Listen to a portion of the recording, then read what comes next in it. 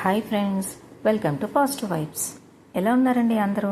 నేనైతే చాలా బాగున్నానండి. మీరు కూడా చాలా బాగున్నారని అనుకుంటున్నాను.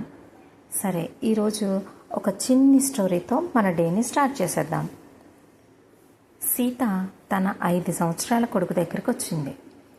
ఆ అబ్బాయి చేతిలో 2 యాపిల్స్ ఉన్నాయి. సీత సరదాగా అడిగింది, నాకు ఒకటి ఇవ్వవా అని. ఆ బాబు వెంటనే ఒక యాపిల్ని కొరికి ఎంగిల్ చేశాడు.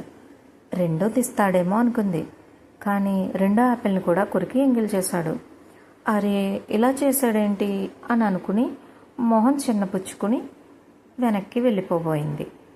అంతలోనే బాబు అమ్మా అంటూ పిలిచి తన రైట్ హ్యాండ్లో ఉన్న యాపిల్ని చూపిస్తూ, ఈ యాపిల్ చాలా స్వీట్గా ఉంది, ఇది తినమ్మా అని ఇచ్చాడు.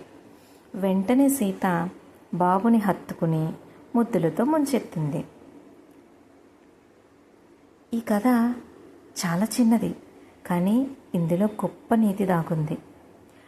ఒక్కొక్కసారి మనకి బాగా తెలిసిన వాళ్ళు అయి ఉండొచ్చు, చాలా దగ్గర వాళ్ళు అయి ఉండొచ్చు.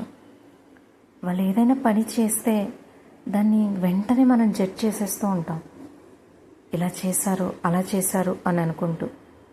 కానీ దాని వెనుకున్న అసలైన కారణం మనకి తెలియడానికి కొన్ని క్షణాలు పట్టచ్చు, కొన్ని నిమిషాలు పట్టచ్చు, అంతెందుకు కొన్ని రోజులు కూడా పట్టచ్చు. అందుకే ఎవరిని అంత త్వరగా జడ్జ్ చేయొద్దండి. కొంచెం టైం తీసుకుని ఆలోచించండి. Okay, thank you.